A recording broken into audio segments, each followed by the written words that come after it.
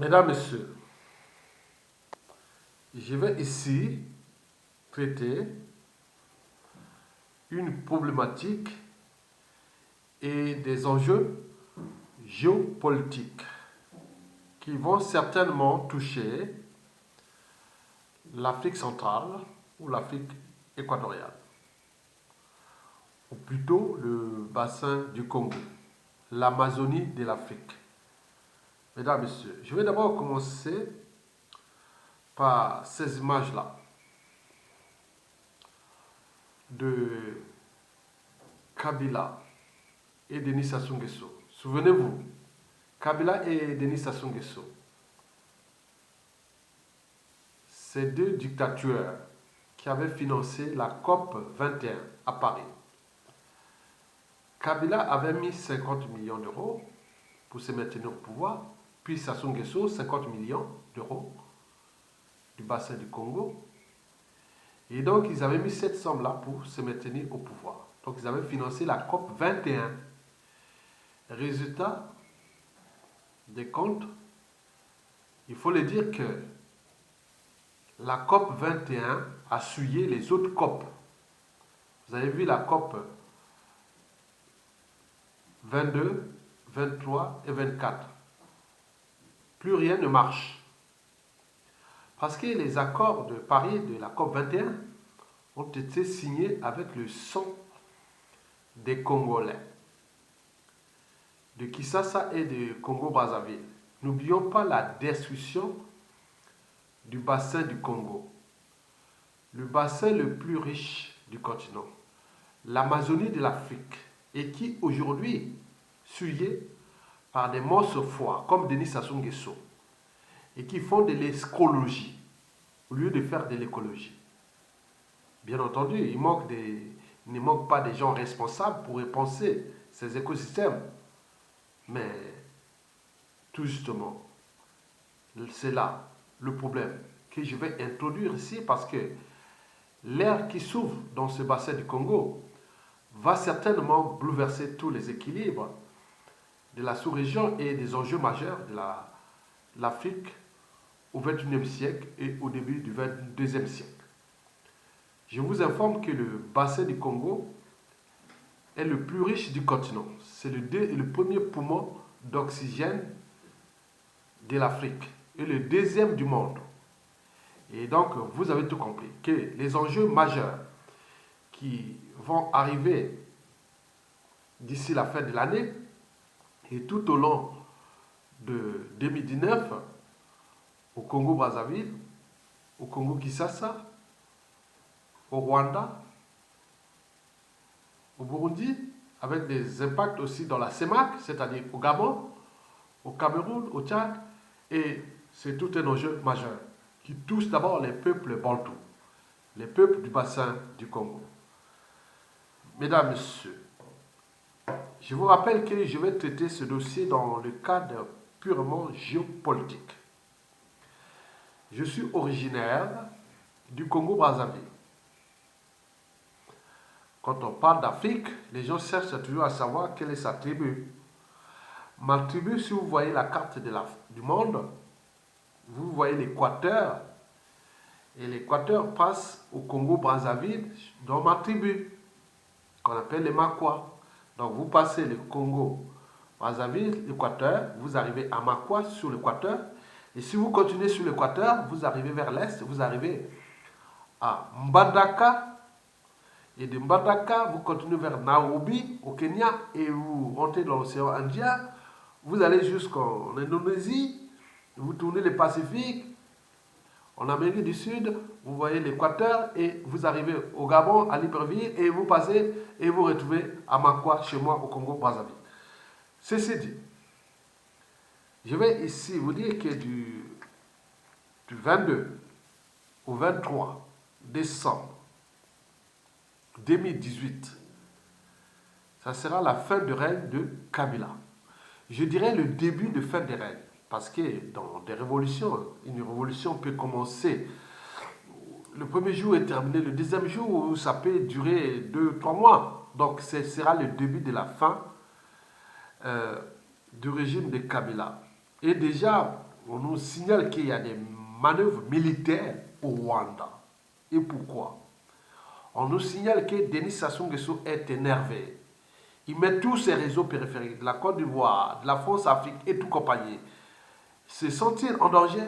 On dit qu'il met tous ses moyens d'intelligence technique et expertise France-Afrique. Donc, quand on parle de la France-Afrique, on pense à la France. La France est-elle en train de défendre son dernier joker? Le joker du bazar que Sassou Nguesso et sa France-Afrique ont occasionné au Congo-Brazzaville et dans la sous-région du bassin du Congo, et n'oublions pas, dans toute l'Afrique noire. Parce que Sassou Nguesso est l'incarnation de l'ennemi de l'Afrique, celui qui a été placé là pour saboter, saccager l'Afrique. Et cette Afrique post-coloniale, et que les nouveaux esprits, ils pensent que ce fut une époque. C'est leur monde.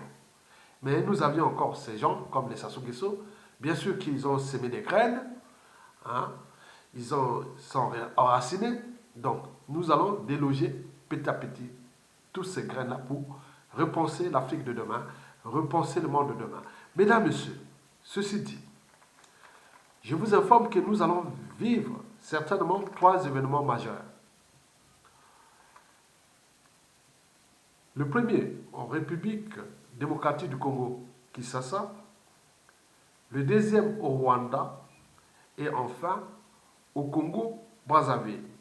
Et n'oublions pas des dégâts collatéraux qui pourront certainement arriver, par exemple, au Burundi ou au Gabon, au Cameroun et tout compagnie.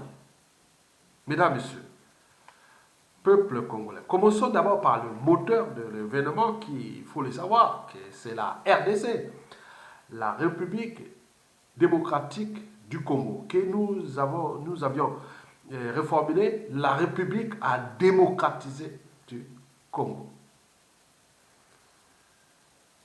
Mesdames, Messieurs, vous savez, quand on parle d'État, on pense tout naturellement à un territoire, à une population et à des institutions.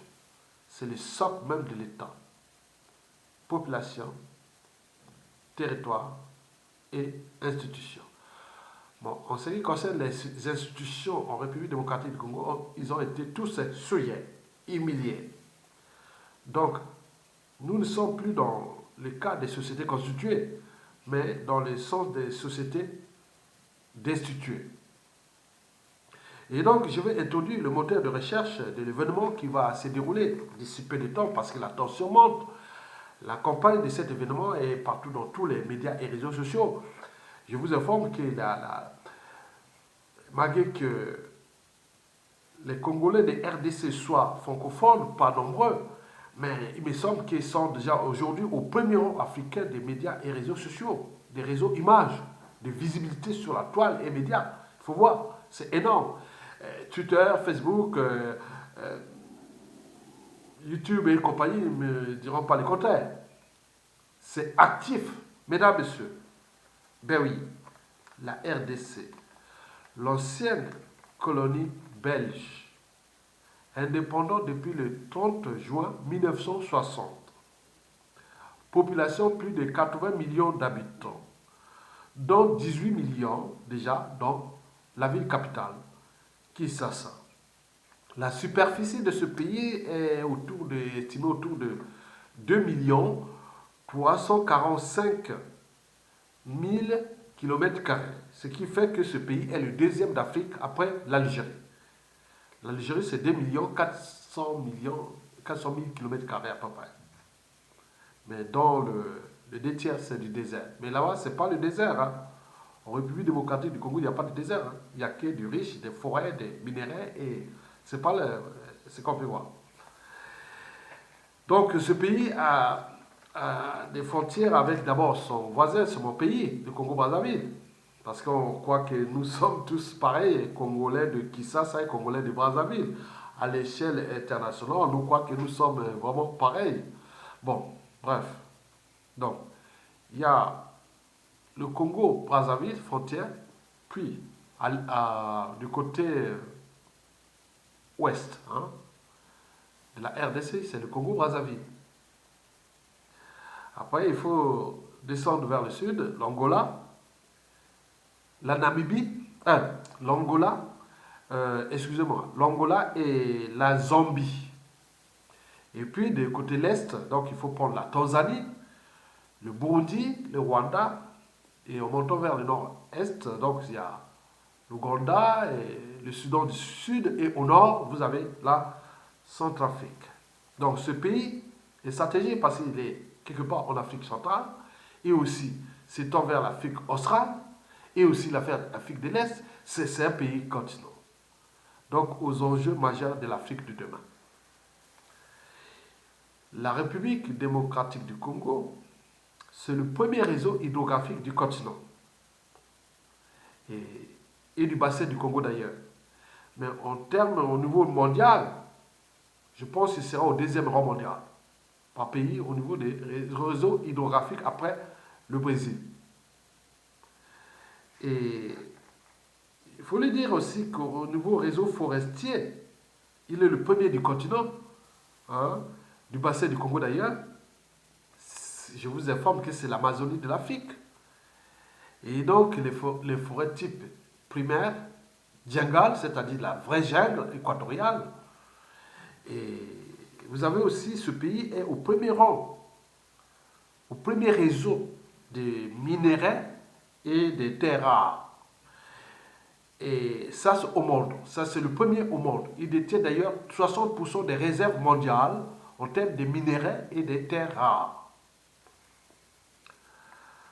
Vous savez que, auparavant, les États-Unis avaient laissé la Chine gérer cette économie de la pierre. Quand on prend la pierre, nous qui avions étudié les sciences naturelles, parce que j'ai quand même une maîtrise Bac plus 4 en sciences naturelles, c'est-à-dire sciences biologiques et sciences géologiques, obtenues ici en France.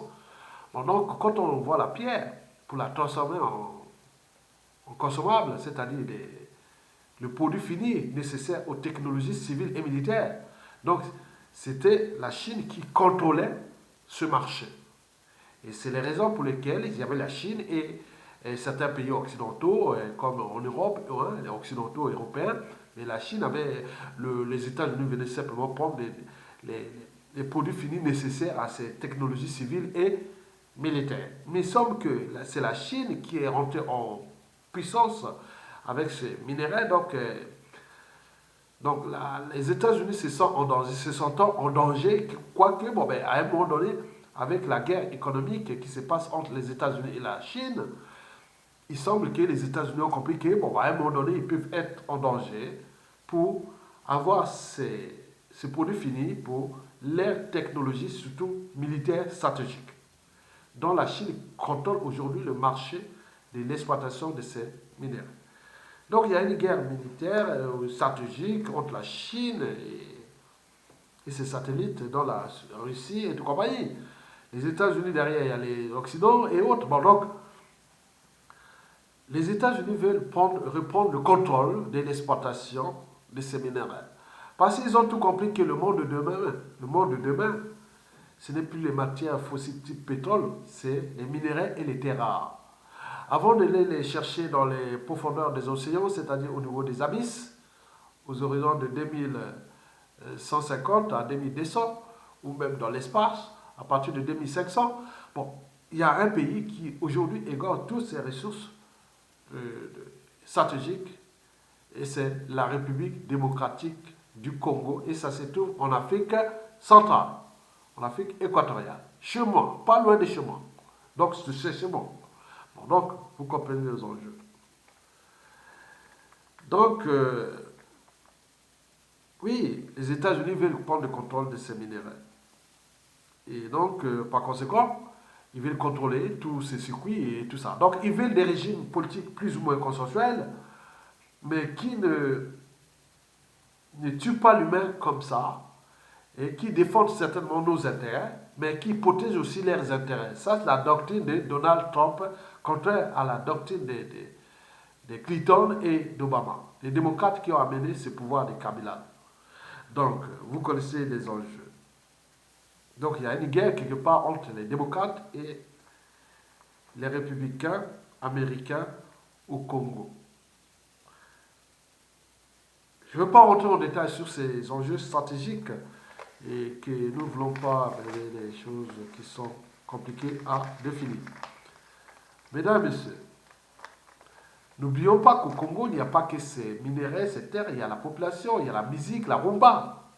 Donc, de Dombolo, hein, les Dombolo, tu vois, vous voyez. Bon, bref.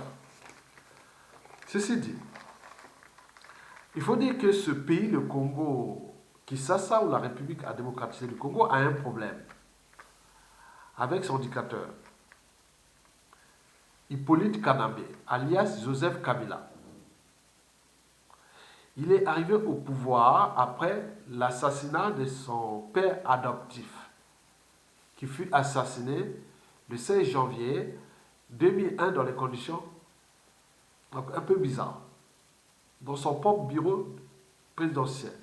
Boum, boum, boum, on l'a assassiné. Et c'est le fils adoptif qui aurait pris le règne. Il s'appelle Joseph Kabila. En réalité, il s'appelait Hippolyte Kanambe. Hippolyte Kanambe, c'était un copain, un ami de guerre ou autre des rébellions de président assassiné. On dit que Joseph Kabila serait Hippolyte Kanambe, le président actuel, le dictateur actuel qui est agonisant, qui va être chassé, serait un Rwandais de la tribu Tutsi, les Tutsis. Ah mon Dieu. Et qu'il aurait renversé son père, assassiné son père pour prendre le contrôle et prendre le contrôle de Congo. Ça, c'est tout ce qui est dans les réseaux, avec images, photos et tout compagnie. C'est leur histoire. C'est une histoire, je parle dans le géostratégie. Donc, Laurent Désiré Kabila avait chassé Mobutu en 1997, puis régna entre 1997 à 2001. Et puis, fut assassiné et c'est son fils adoptif, Hippolyte Kanambe, alias Joseph Kabila, qui aurait pris le règne jusqu'à nos jours, depuis 2001. Mais on dit qu'il serait Tutsi, autre qui serait le cheval de Troie de Paul Kagame du Rwanda et de Museveni de l'Ouganda. Tous deux sont de la tribu Tutsi. Le problème, c'est qu'Hippolyte Kanambe est venu dans ce pays. Bon, c'est pas parce qu'il est originaire rwandais ou Tutsi ou autre, mais c'est qu'il est venu simplement exploiter ce pays au lieu d'investir dans son pays adoptif. Donc, il est venu simplement l'exploiter au profit d'abord du Rwanda, qui est devenu d'ailleurs le pays producteur affiché dans tous les traités internationaux, les accords commerciaux, comme le pays producteur du cobalt, du coltan et tout ça, alors qu'il n'y a rien d'abord au Rwanda, il n'y a rien dans le sol. Donc, mais vous voyez déjà, c'est une occupation. Donc, lui, il est le cheval de Troie de ça. Ça, c'est le premier côté, oui, cheval de Troie, pour exploiter ça. Mais aussi, bon, il faut le dire que Kabila a un autre souci, c'est que le capital décès est énorme, 12 millions de morts. On parle de 2 millions de femmes violées, surtout dans l'Est de la RDC, d'où le prix Nobel de la paix, Denis Mukwege, qui fut professeur, docteur en gynécologue, formé en France ici et compagnie, donc qui à un moment dit non, mais il y a un souci, on n'arrête pas de violer. On violait les gens à un moment que les Nations Unies étaient là. Il n'y a jamais eu la plus grande concentration des forces des Nations Unies sont en République démocratique du Congo. Mais on s'est dit qu'on tue les gens, on massacre, rien du tout. Et d'ailleurs, le président Donald Trump vient de lancer une lettre de rappel aux Nations Unies. Comment vous allez s'implanter dans un pays, faire la paix, et quand on tue, vous êtes là comme si ça devient un commerce.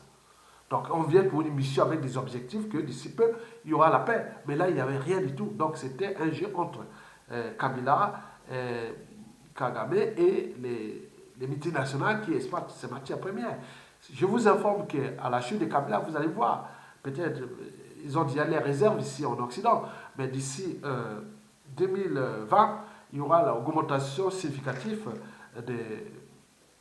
des portables, des tablettes numériques et autres, parce que la matière qui nourrit ces technologies, tout ça vient de ce pays. Donc, comme tout était exploité de manière illégale et illégitime, et mafieuses gratuitement. Donc les coûts étaient un peu là. Mais là, ça va, ils vont demander leur...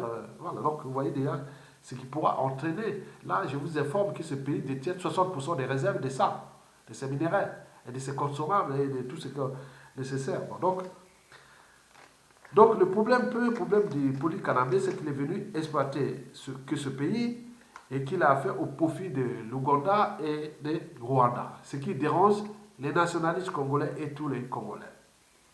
Deuxièmement, c'est le capital d'essai qui est énorme et que vous avez vu que partout on a fait des manifestations sur ça, il n'a su que tuer les Congolais. Le troisième problème, c'est que Kabila ne veut pas quitter le pouvoir parce qu'il sait qu'il a fait trop de mal à ce peuple et que partout il devient le pestiféré, partout il n'y a que la CPI qui l'attend. À défaut, mais il peut perdre sa vie parce qu'il y a, en Afrique, comme on dit dans la règle d'or, ne faites jamais autrui ce que vous ne souhaitez pas qu'on le fasse sur vous-même. Donc il y a la tension haineuse, il y a la haine, il y a des rancunes, il y a des choses qu'on ne sait pas. Ce qui va se passer à partir du 22-23 décembre 2018 jusqu'à la chute du dictateur. Et avec tous les règlements de compte, même des génocides et tout ce compagnie. Donc on ne sait pas ce qui va se passer là-bas. Toutes les grandes puissances économiques du monde ont demandé à leurs ressortissants qui sont dans ce pays de rester soit cloués chez vous ou même de quitter les territoires. Parce que ce qui va se passer, ça va être très, très, très dangereux pour eux. Mais comme on dit qu'on ne fait pas d'omelette sans casser les œufs, et ce qu'ils ont compris. Donc il ne veut pas quitter le pouvoir, il fait ses jeux, il faut savoir qu'il avait déjà fait le premier hold-up électoral en 2006 déjà. Puis en 2011, comme jamais 203, en 2016, il devait quitter le pouvoir et organiser les élections. Il s'est glissé progressivement, seulement la terreur, la violence, autres. Donc toute l'opposition, la résistance a dû mettre tous les réseaux de lobbying pour comprendre les mécanismes de la violence, de la barbarie. Donc ils ont été tous neutralisés. Et la chance que les Républiques démocratiques du Congo ont eue, c'est l'arrivée de Donald Trump. Parce que tous les réseaux disent que s'il y avait Hillary Clinton arrivé, ben, nous, il serait encore le chaos. Donc, vous voyez les enjeux là-bas par rapport à ces passifs-là qui se règlent en ce moment. Je prends les informations que nous avions parce que l'ignorance est la pire des souffrances. Oui, si vous pensez que l'éducation coûte cher, essayez l'ignorance. Moi, je ne serai jamais du côté de l'ignorance. J'ai appliqué ce problème de la RDC a commencé avec les Clinton. Et que si Hillary Clinton serait élu, et ce serait encore les bazars. Obama a fait le jeu des démocrates, comme on est ensemble, même si c'est son père originaire de la sous-région. Vous voyez les conséquences. Et c'est Donald Trump qui veut... C'est pas un politicien, c'est un amateur politique, c'est un homme d'affaires, c'est un autre. Il voit les trucs du point de vue pratique. Okay? Il y a eu quelque chose qui n'a pas marché. Nous avons aussi des intérêts stratégiques à venir avec ce pays, en tenant compte de ces minéraux des terres rares et qui aujourd'hui sont aujourd'hui sous le contrôle de la Chine et qui à côté on tue ces gens, on massacre la population là-bas pour soi-disant ses intérêts. Au niveau de la conscience de tout le monde, ça devient problématique. Et surtout avec des impacts à venir parce que le monde a changé et va changer tout au long de ce 21e siècle. Donc, hold-up électoral de Kabila en 2006, puis en 2011, il a refusé d'organiser les élections en 2016 et donc il a fait 2 ans de période de transition illégale et illégitime, son mandat haute. Mais là, on arrive au 23 décembre 2018, il veut encore glisser comme jamais 203. Mais ce n'est pas possible. Donc, ils ont pris le taureau par les cornes. On dit que, maintenant, cette fois-ci, on ne lâchera rien, quelle que soit la casse, on va aller jusqu'au bout, jusqu'à ce que monsieur dégage. Et ce qui se prépare en ce moment. Donc, avec les conséquences que vous voyez en Afrique, souvent, j'ai vu qu'il y a un qui lance un message et c'est des génocides. Hein. Donc, ce qui va se passer là-bas, il faut prendre ça dans ce cadre-là. Ce que je vous ai dit, en tenant compte déjà de ces contentieux historiques et de la réalité et aussi des enjeux géopolitiques, géostratégiques et des puissances et compagnie, et qui, là-bas, qui dictent la loi aujourd'hui, c'est l'administration Trump. Les Américains sont là, suivis par satellite, tous les moyens militaires et autres.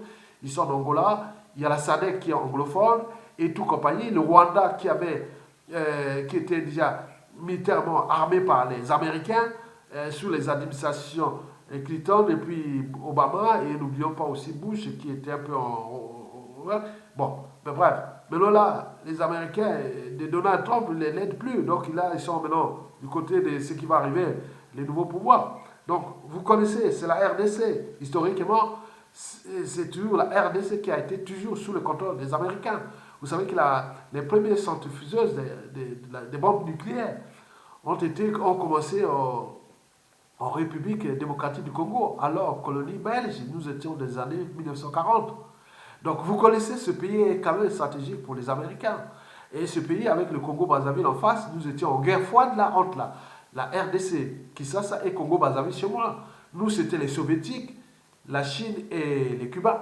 Et là-bas, c'était les Américains et l'Occident. Donc la guerre froide est toujours là. Mais, mesdames et messieurs, peuple congolais. Donc cette situation n'est plus contrôlée ni par l'ancienne puissance coloniale, c'est-à-dire la Belgique, même si peut monter un peu ses hautes, en se regroupant derrière l'Union européenne. Bon, mais en réalité, la situation est sous contrôle américain. Mesdames et messieurs, parce que l'opinion nationale congolaise, ils ont dit que les Belges, c'est eux qui les ont trahis. Déjà, historiquement, cette histoire de la décolonisation, l'histoire de la colonisation et tout ça avec les Belges et compagnie. Mais ils comptent tout de même sur les Belges, parce que ça reste quand même l'ancienne puissance coloniale. Mais elle ne s'est pas su s'adapter. Donc bien sûr, peut-être qu'elle va s'adapter. Et comme le cas de la France, c'est chez nous. Donc nous avons le Congo belge en face, Kinshasa, et nous, Brazzaville, Congo français. Mais les deux puissances coloniales n'ont pas pu s'affranchir comme l'a fait déjà l'Angleterre avec ses ex-colonies. Il n'y a plus de dynamisme, plus de liberté, plus de développement. Et si on peut s'entendre, parce que la Belgique sera toujours présente au Congo belge, ou la République démocratique du Congo, comme les Français d'ailleurs au Congo. Donc nous sommes dans cette stratégie, mais les acteurs politiques de la Belgique et de la France n'ont pas su s'adapter aux enjeux majeurs et du monde d'aujourd'hui. Parce que leur esprit est resté toujours de sens colonial, mais ils ne savent pas que le monde a changé, qu'il n'y a plus ces esprits qui sont post-coloniales ou coloniales, qui ne sont plus là. Parlez-nous, nous on ne raisonne plus, on n'a plus les mêmes mentalités, on ne connaît pas les codes de Sassou Nguesso, ni des Kabila avec l'air. Nous on ne connaît pas ça. Moi, placez-moi devant Sassou Nguesso, je ne sais pas. Il y a des gens qui voient Sassou Nguesso, ils trompent comme ça. À mon avis, Sassou Nguesso a comme Olenga. Moi, je ne peux pas tromper devant Sassou Nguesso, parce que je ne connais pas ces codes. Mais ceux qui ont les codes, ils trompent. Alors que pour moi, non. Moi, je trompe devant la vertu, l'intelligence, la matière grise, le savoir. Oui, ça c'est moi. Mesdames, Messieurs, peuple congolais. Donc, Kabila va chuter. Donc, il va se passer certainement une transition citoyenne sans Kabila. Et nous avions déjà un grand acteur qui est déjà là, affiché, comme il y a déjà Martin Fayulu, qui est vraiment, quand vous voyez son CV, ce sera l'homme qui pourrait être l'homme de la situation, au point de vue politique et même économique. Bon, on parle aussi, bon, les docteurs Kwege et aussi Monseigneur Monsego et tous les autres, voilà, Jean-Pierre Bemba et tout compagnie. Donc, il y a des enjeux à Gaïla. Mesdames, Messieurs, vous savez que quand les États-Unis ont la fièvre, le monde entier est malade. C'est pareil pour la RDC. Quand la RDC bouge, la sous-région aussi. Parce que je vous dis, c'est un pays continent, avec des enjeux majeurs. C'était d'abord le leadership de l'Afrique des années de Lumumba, dans les années 60. Donc, ils vont récupérer les rangs africains, d'ici peu. Donc, quand la RDC bouge, il faut dire que toute la sous-région bouge et le continent aussi. Et en particulier, ses deux voisins, c'est-à-dire la République du Congo-Brazzaville et le Rwanda. Parce que la République démocratique du Congo, les Congolais de la RDC ont des comptes à régler d'abord avec le Rwanda et puis avec le Congo-Brazzaville. Et je vais vous dire pourquoi. Parce que déjà, le premier, commençons par le Rwanda.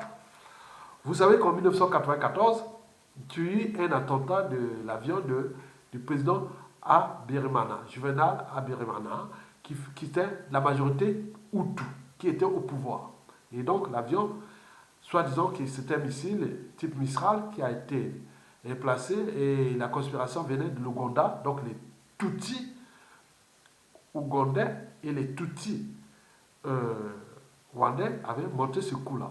Et donc il s'est suivi un génocide, les Hutus au pouvoir, donc avec toute la force, avec la puissance américaine de Bill Clinton à l'époque, donc les Hutus n'ont vu que dalle. Donc ils étaient obligés de s'exiler et laisser. En partant, ils ont créé un génocide.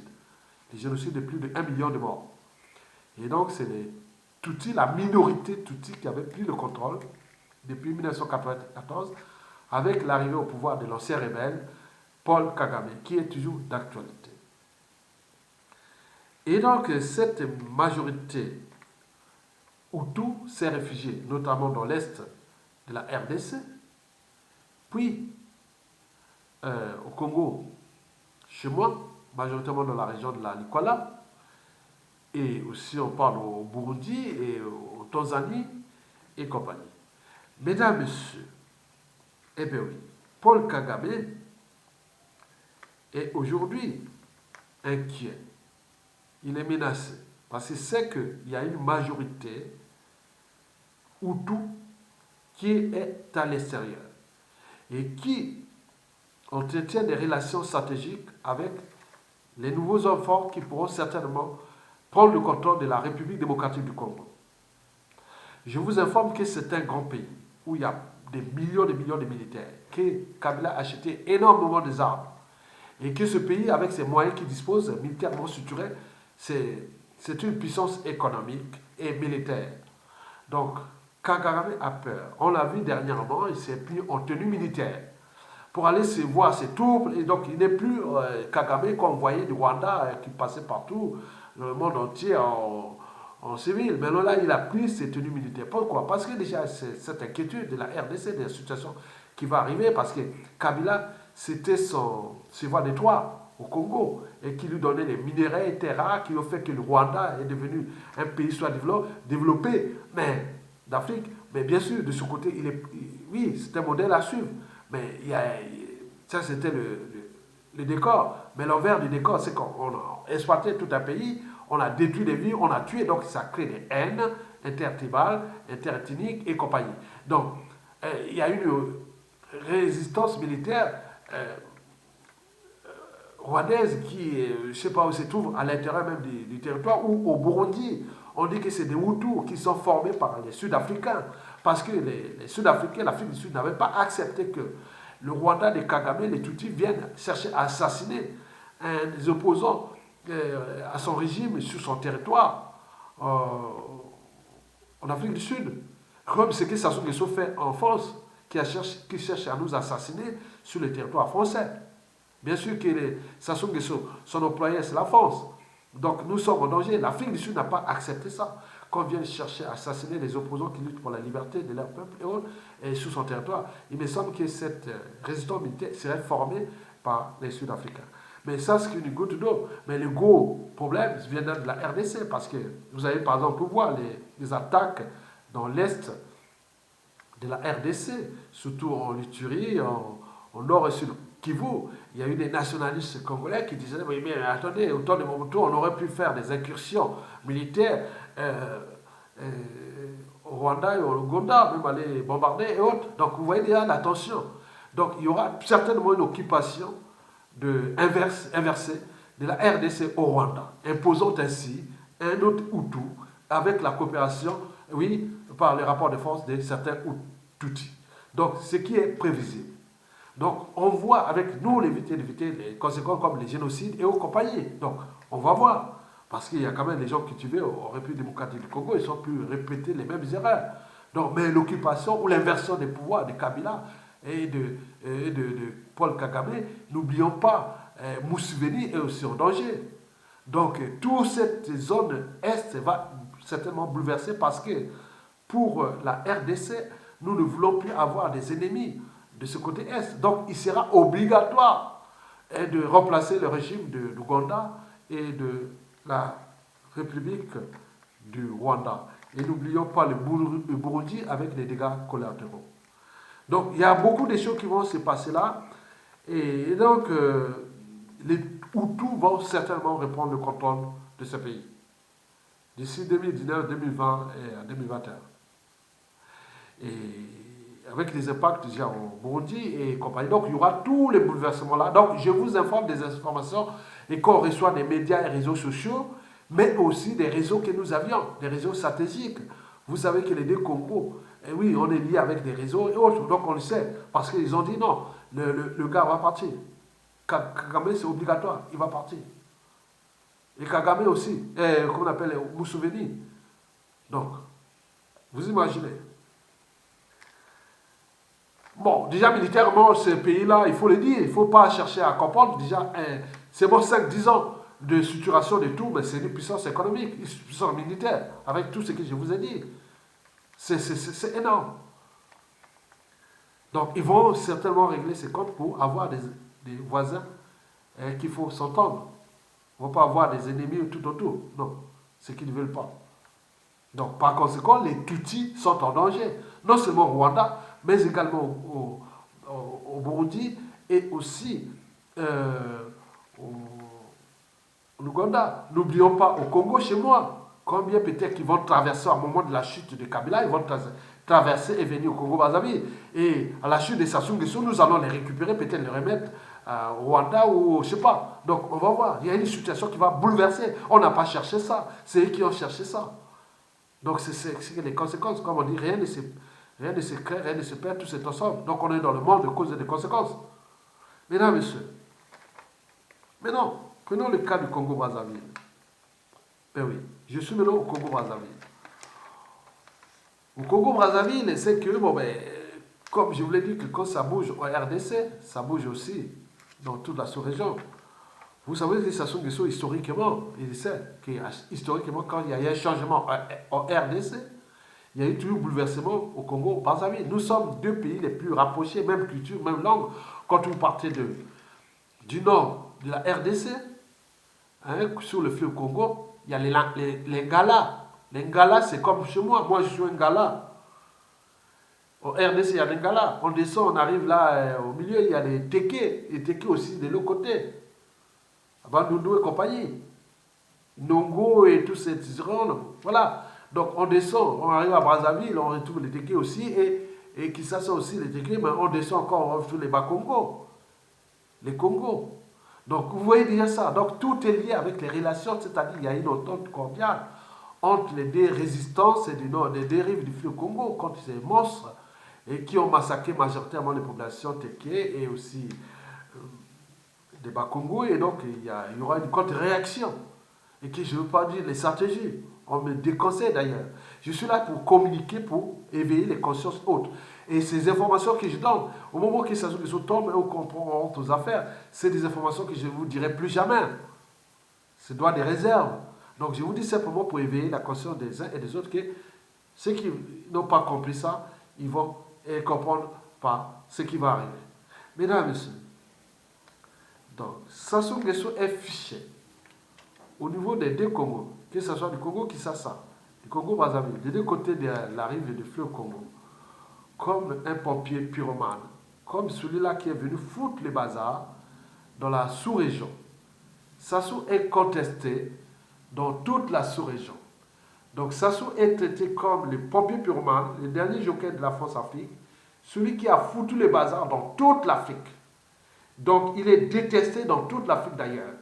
Et avec les bouleversements qui vont se passer en République démocratique du Congo, bien entendu, Sassou va être éjecté. Donc la suite, c'est les raisons pour lesquelles Sassou a peur et invite d'ailleurs la France-Afrique de prendre ses responsabilités avec des bases arrières militaires qui sont au Tchad, au Centrafrique, au Gabon et tous les réseaux. Donc, mais cela ne va pas se passer comme ça, parce que Sassou ne connaît que le langage de la violence. Il a porté que la mort aux uns et aux autres. Mais donc, ne sait pas les stratégies que les autres préparent pour le faire partir. Donc, je ne vais pas en parler en détail sur ça. Bon, il faut savoir que nous rentrons dans une ère nouvelle en Afrique francophone et surtout dans le bassin du Congo, le plus riche du continent. Donc on veut s'affranchir de ces mentalités, habitudes et comportements d'un autre temps qui consistaient à assassiner, à tuer les uns et les autres au lieu d'avoir des priorités au terme de liberté, dignité, but de la condition humaine et cadre de vie sociale et compagnie. C'est les enjeux, surtout écologiques, existentiels. Mais, et ils ne comprenaient pas ce langage. C'est des gens de notre monde et qui vont certainement partir parce que nous voulons une Afrique nouvelle où il y a des nouvelles dynamiques. La matière grise ne manque pas.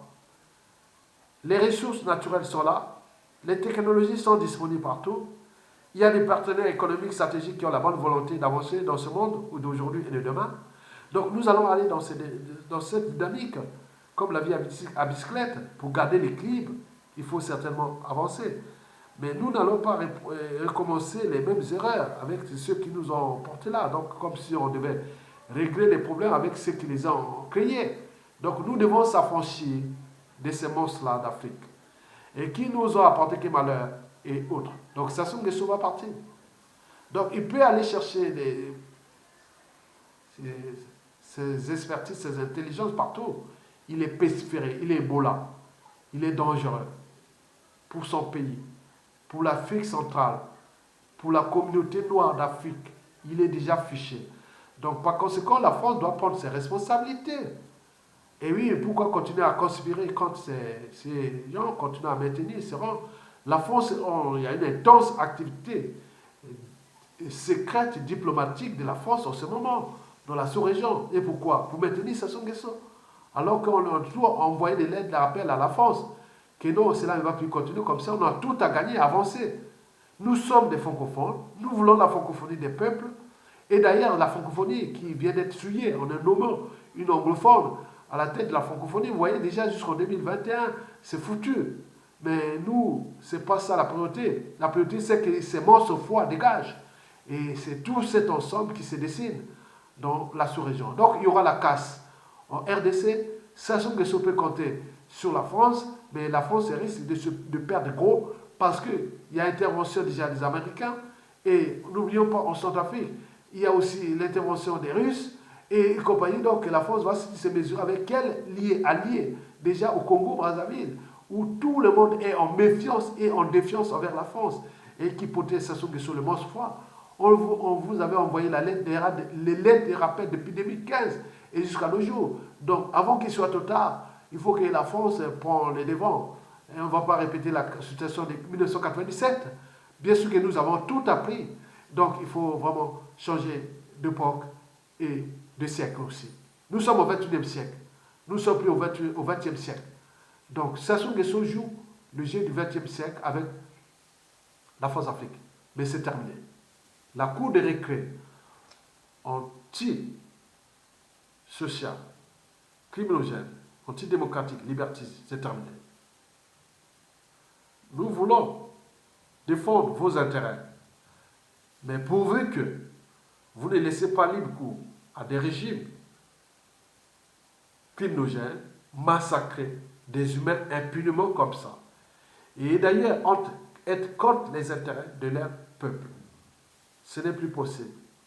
Nous sommes dans un monde interdépendant où il y a des enjeux majeurs, où il y a des grandes puissances qui émergent, où les intérêts deviennent transversales, complexes. Ce n'est plus l'Occident qui est imposé aux autres et autres. Maintenant, il y a d'autres aussi.